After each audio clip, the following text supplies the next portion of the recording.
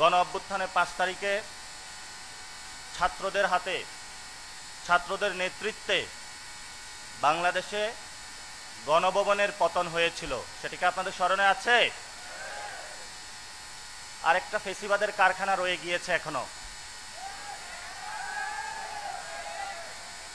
ছাত্র শক্তি থেকে, পাটচক্র থেকে জনগণকে নেতৃত্ব দিয়ে শেখ হাসিনাকে দেশ থেকে পালাতে বাধ্য করেছিল।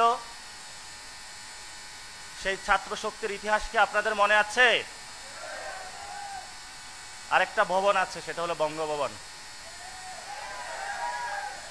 এটার পতন আপনাদের হাত ধরেই হবে ইনশাআল্লাহ। দ্বিতীয়ত যে কথাটা, বর্তমান সময়ে ইলেকশনের ডেট ঘোষণা হয়েছে, ফেব্রুয়ারিতে নির্বাচন হবে। ফেব্রুয়ারিতে নির্বাচন হবে না।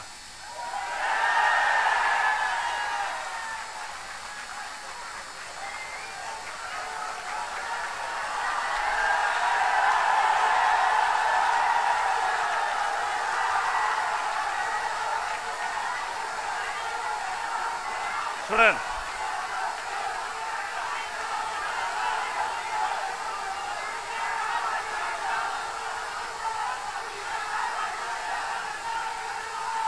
ফেব্রুয়ারিতে নির্বাচন হবে না, কারণ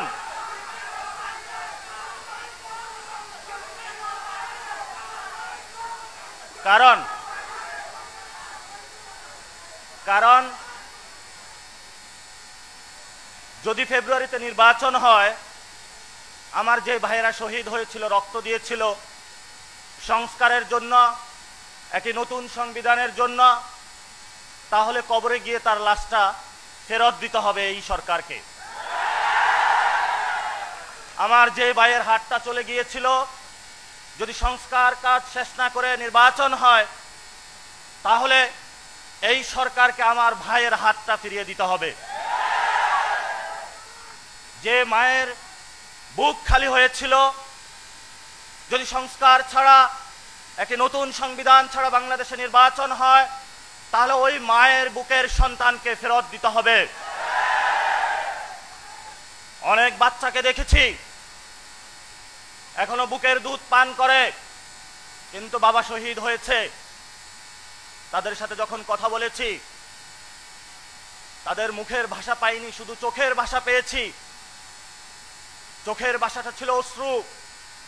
যে অশ্রুতে তারা বলেছিল, আমার বাচ্চা রয়ে গিয়েছে, আমার স্বামী চলে গিয়েছে, আমি বাংলাদেশ থেকে কিছু চাই না, কিন্তু আমি একটি সুন্দর ভবিষ্যতে বাংলাদেশ দেখতে চাই, যেখানে আমার এই বুকের যে সন্তান আছে, আর সন্তানকে কেউ খুন করবে না। কিন্তু বাংলাদেশে আমরা দেখতে পাচ্ছি একই সংস্কৃতির ডামাডোলে, একই ফেসিবাদী সংবিধানে, একই সিস্টেমের মধ্য দিয়ে আমরা নির্বাচনে যাচ্ছি।